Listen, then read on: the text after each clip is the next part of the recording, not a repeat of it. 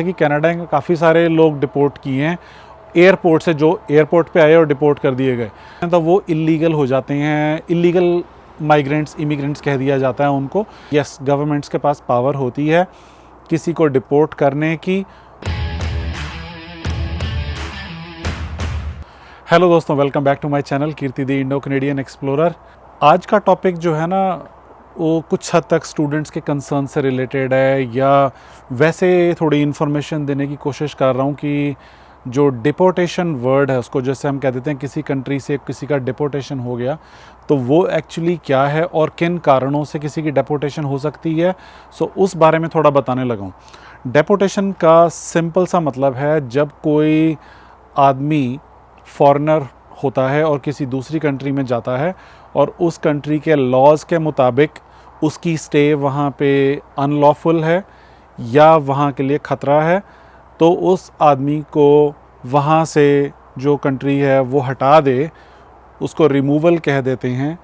उसको actually deportation कहते हैं।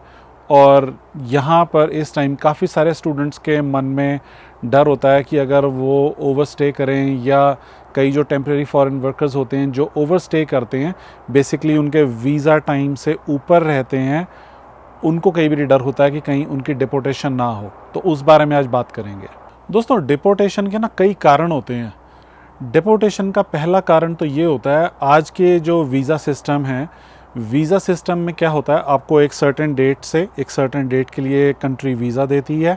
उसकी कुछ रिक्वायरमेंट्स होती हैं जो आपको फुलफ़िल करनी होती हैं। अगर आप उन रिक्वायरमेंट्स को फुलफ़िल नहीं करते हो, या उस डेट से आगे या पीछे आप लोग उस कंट्री में होते हो, तो उसको बेसिकली ये लोग अनलॉफुल करार देते हैं कि आपकी स्टे जो है वो अनलॉफुल है। आपको छोटा सा एग्जांपल देता हूँ। यहाँ पे आजकल न्यूज़ में थोड़ा टाइम पहले चल रहा था, एक लॉरा नाम की लड़की है जो कि 12 साल की एज में कनाडा आई थी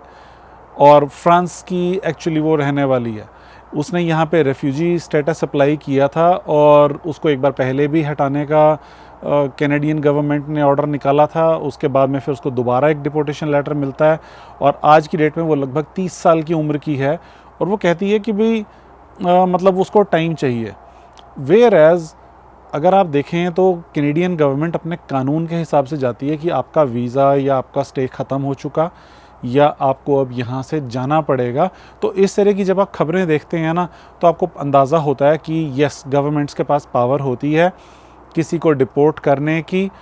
और अगर वो चाहें तो आपको डिपोर्ट कर सकते हैं। लेकिन अगेन, ये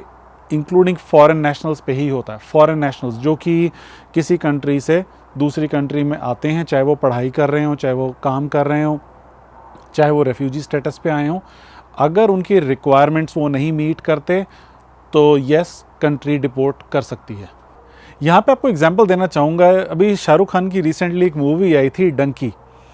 तो हो सकता है कई लोगों ने देखी हो, कई लोगों ने ना देखी हो। अगर नहीं देखी तो ज़रूर देखिए, क्योंकि उसमें वो वीज़ा से रिलेटेड चीज़ें, डंकी से रिलेटेड चीज़ें, रेफ्यूजी से रिलेटेड चीज़ें डिस्कस की गई हैं और बड़े फ़नी वे में की गई हैं। और पिक्चर देख के लगता है कि यार, मतलब वाकई कई चीज़ें हैं जो अभी भी लोगों को नहीं समझ आती कि भाई किस तरह से एक्चुअली सिस्टम काम करता है। क्योंकि जो आज का करंट वीज़ा सिस्टम है वो लगभग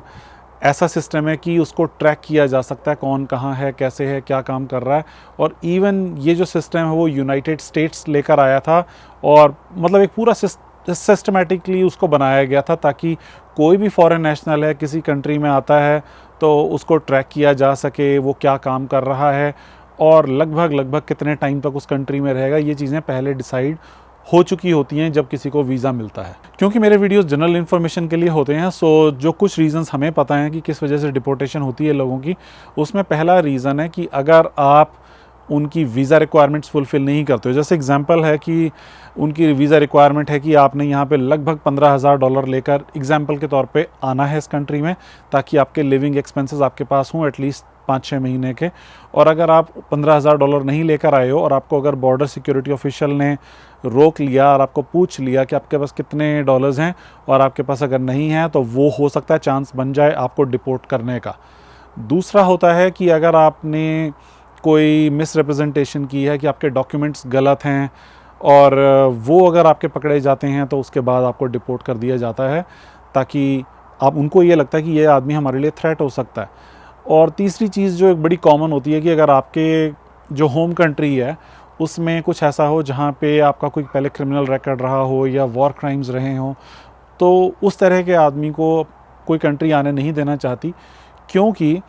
माना ये जाता है कि ये आदमी यहाँ पर आकर भी कुछ ऐसी एक्टिविटीज़ कर सकता है इस वजह से। एक चौथा रीज़न होता है कि बहुत सारे लोगों को मतलब ना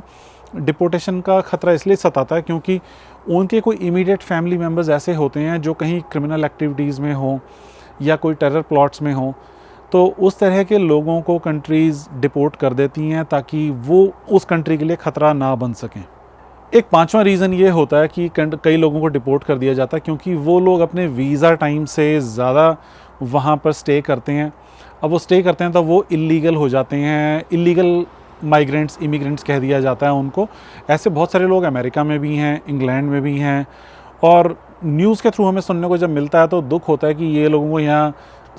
ओवर स्टे होना पड़ा और उसके बाद में उनके हालात नहीं बने कि वो जा पाएँ या कुछ लीगली कर पाएँ, और वो सिर्फ इसी आस में होते हैं कि किसी दिन कंट्री शायद उनको पक्का कर दे,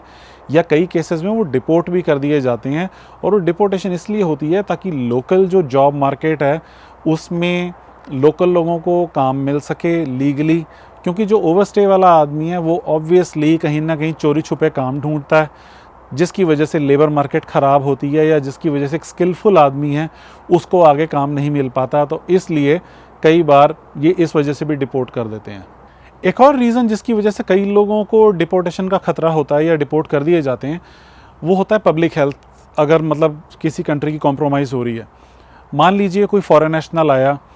और उसको कोई ऐसी बीमारी है जिसकी वजह से आगे लोग बहुत ज़्यादा बीमार हो सकते हैं उस कंट्री के, और उनके हेल्थ केयर सिस्टम के ऊपर बहुत ज़्यादा ज़ोर पड़ रहा है उसकी ट्रीटमेंट करने के लिए, उसकी केयर करने के लिए। सो ऐसे केसेस में भी कई बार डिपोर्ट कर दिया जाता है। एक और रीज़न कई होता है, कई लोग यहाँ पे आते हैं परमानेंट रेजिडेंट के तौर पे, लेकिन अपना वो टाइम पीरियड उतना नहीं रख पाते यहाँ पे, या उनके कई क्रिमिनल कन्विक्शंस हो जाते हैं। तो क्रिमिनल कन्विक्शंस जैसे एग्जांपल दे रहा हूँ कि कोई शराब पी के गाड़ी चला रहा हो, जो कि मतलब यहाँ पे क्रिमिनल एक्ट गिना जाता है, और उसके बाद उसके अगर कोर्ट केस चले हों या उसके हिसाब से कितना किसी का नुकसान हुआ हो, कितना वो एज अ थ्रेट दिख रहा हो, तो गवर्नमेंट उसके बेस पे भी डिसाइड करते हैं। ये केस बाय केस होता है और उसके बाद में फिर उसको भी डिपोर्ट करने की गवर्नमेंट तैयारी कर लेती है। और एक बार डिपोर्टेशन लेटर आ गया तो समझो 99% चांसेस यही होते हैं कि आदमी डिपोर्ट होगा। कई फॉरेन नेशनल्स ऐसे होते हैं कि वो अपनी ना सोच अपनी होम कंट्री की छोड़ के नहीं आते, और उसमें कई बार उनको लगता होता है कि भाई चाहे वो वायलेंस है, चाहे वो किसी के ख़िलाफ़ बोलना है, वो बड़ा कॉमन है,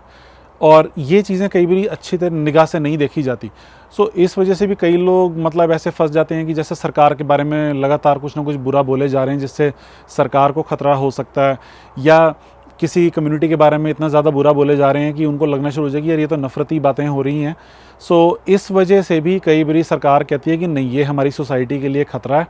या गवर्नमेंट के लिए ख़तरा है, तो उस केस में भी डिपोर्टेशन बनती है। दोस्तों, चाहे वो कनाडा है, चाहे वो ऑस्ट्रेलिया है, चाहे वो न्यूजीलैंड है, चाहे वो इंग्लैंड है, चाहे वो फ्रांस है, हर कंट्री जो है अनलॉफुल लोगों को डिपोर्ट करती ही करती है। यहाँ पे एग्जांपल देना चाहूँगा छोटा सा, मतलब ऑफिशियल स्टैटिस्टिक्स रहे हैं ये कि भाई कनाडा इस टाइम ना, आज की जो सरकार है लिबरल गवर्नमेंट, उन्होंने सबसे ज़्यादा लोग डिपोर्ट किए हैं 2022 और 2023 में मिला के लगभग 23,000 लोग कनाडा डिपोर्ट कर चुका है, जो कि पहले सबसे हाईएस्ट नंबर होता था 19,000 2012 में स्टीफन हार्पर की गवर्नमेंट में। लेकिन आज की डेट में लिबरल्स वो गवर्नमेंट है जिन्होंने सबसे ज़्यादा लोग डिपोर्ट किए हैं जो अनलॉफुली कनाडा में थे। यहाँ पे कुछ आपको बताना चाहता हूँ कि जो फ्रांस है वो यूरोप में सबसे ज़्यादा लोग डिपोर्ट करता है,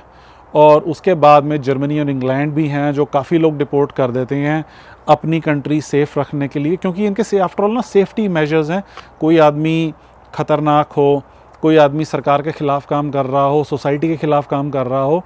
तो उसको अपने कल्चर को संभाले रखने के लिए, सोसाइटी को संभाले रखने के लिए ये लोग उस फॉरेन नेशनल को डिपोर्ट कर देते हैं। यहाँ दोस्तों एक चीज़ शेयर करना चाहूँगा, पीछे